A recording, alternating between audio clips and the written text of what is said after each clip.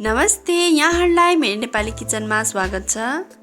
आज म यहाँहरूलाई रातो डल्ले खुर्सानीबाट बनेको लेदो अचार कसरी बनाउने भनेर सिकाउन गइरहेको छु। यसलाई अकबरी खुर्सानी पनि भनिन्छ। यो एकदमै पिरो हुनाले योबाट बनेको अचार पनि एकदमै स्वादिलो हुन्छ। यो डल्ले खुर्सानीले पेटलाई कुनै पनि असर नगर्ने हुनाले यो स्वास्थ्यको लागि पनि एकदमै राम्रो हुन्छ। आउनुहोस् बनाउनतिर लागौँ है त। मैले यहाँ 400 ग्राम अकबरी खुर्सानी लिएको छु। लेदो अचार बनाउनका लागि हामीलाई अमिलोको आवश्यकता पर्छ। त्यसैले मैले यहाँ ठुलो खालके कागती यो निबुवा लिएको छु। यसमा बढी रस हुने भएकोले हामीलाई निबुवाको आवश्यकता पर्दछ।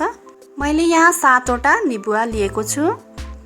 मैले यसरी नै यहाँ गोटा जिरा, धनिया र सोप लिएको छु।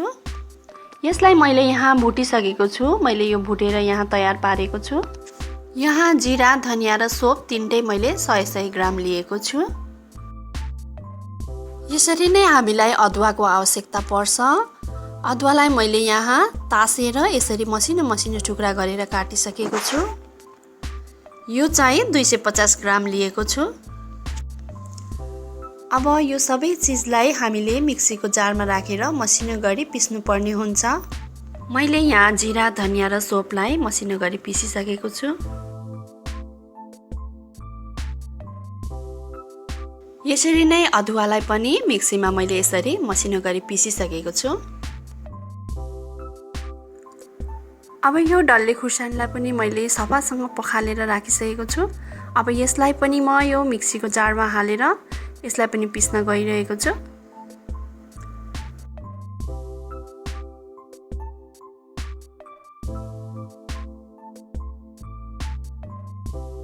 यसलाई पनि मैले पिसेर यसरी पेस्ट बनाइसकेको छु।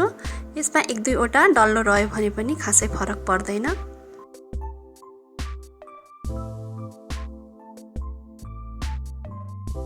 अब यो निबुवालाई काटेर हामी यसको सबै रसहरू निकाल्न गइरहेको छु।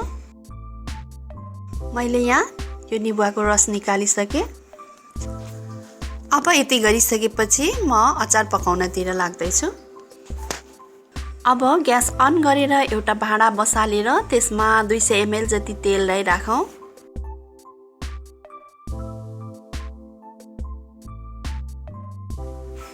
त्यसपछि तेल तातो भएपछि यसमा म मेथी फुराउन गइरहेको छु।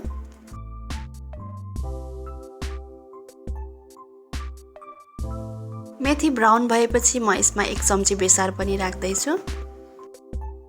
त्यसपछि हामीले अघि यो पिसेर राखेको जिरा, धनिया र सोपको धुलो म यसलाई पनि यसमा राख्दैछु।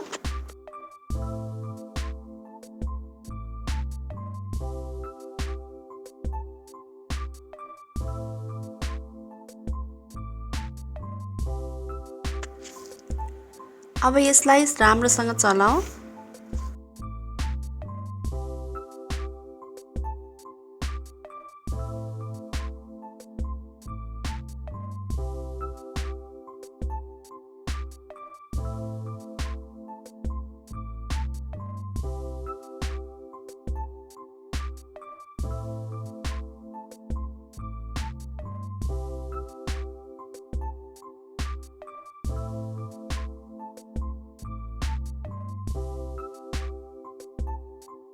अब मसला केही बेर भुटेपछि म यसमा यो अघि पिसेर राखेको खुर्सानीको लेदो यसलाई पनि यसमा राख्न गइरहेको छु।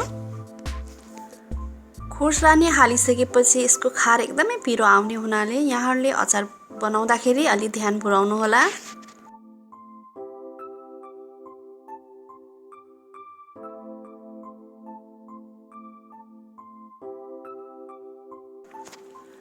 हजुरहरूलाई यो अकबरी खुर्सानीको अचार खाँदा डल्लै टोक्नु मन लाग्छ भने यहाँहरूले पेस्टको ठाउँमा डल्लै खुर्सानी पनि राखेर पकाउन सक्नुहुनेछ।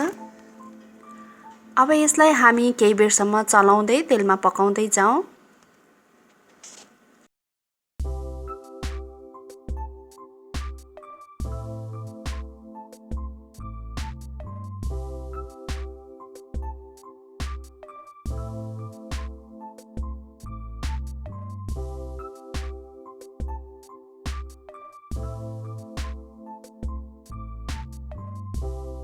केही बेर पकाएपछि अघि हामीले यो पिसेर राखेको अदुवा म यसलाई पनि यहाँ हाल्न गइरहेको छु। अदुवालाई पनि यहाँ राखेपछि हामीले यसलाई पनि राम्रोसँग चलाइदिनु पर्छ।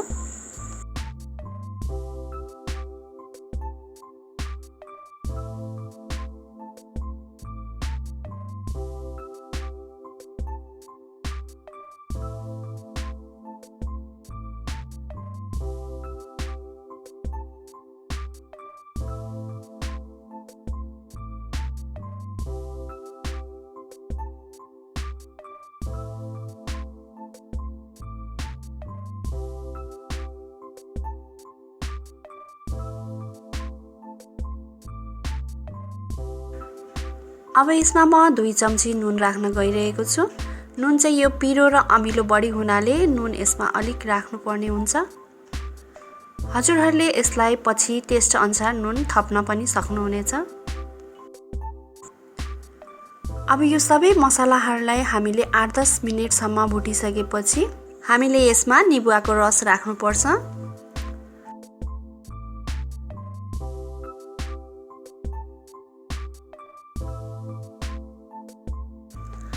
अमिलो राखेपछि पनि हामी यसलाई चलाउँदै पकाउँछौँ। ग्यासको फ्लेम चाहिँ मिडियममा राख्नुहोला। अब हामीले यसमा रहेको अमिलोको पानीलाई सबै सुक्ने गरी पकाउनु पर्ने हुनेछ। जबसम्म हाम्रो यो अचार सुक्खा लेदो भएर पाक्दैन तबसम्म हामी यसरी नै पकाइरहन्छौँ।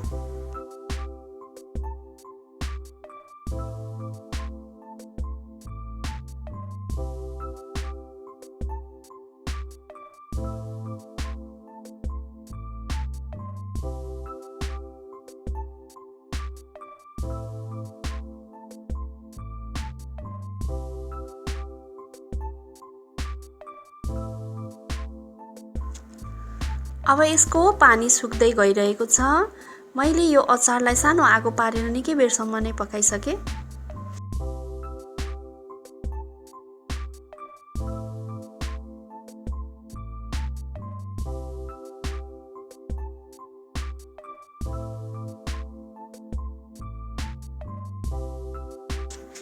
हेर्न सक्नुहुनेछ यसको सबै पानी सुकेर अब यो तेलहरू मात्रै माथि आइरहेको छ।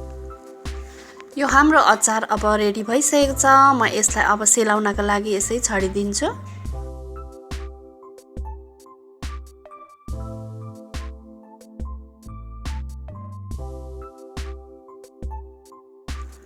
अब यो हाम्रो अचार सेलाइसकेपछि म यसमा यो भिनेगर 2-3 चम्ची जति भिनेगर राखेर यसमा चलाउन गइरहेको छु।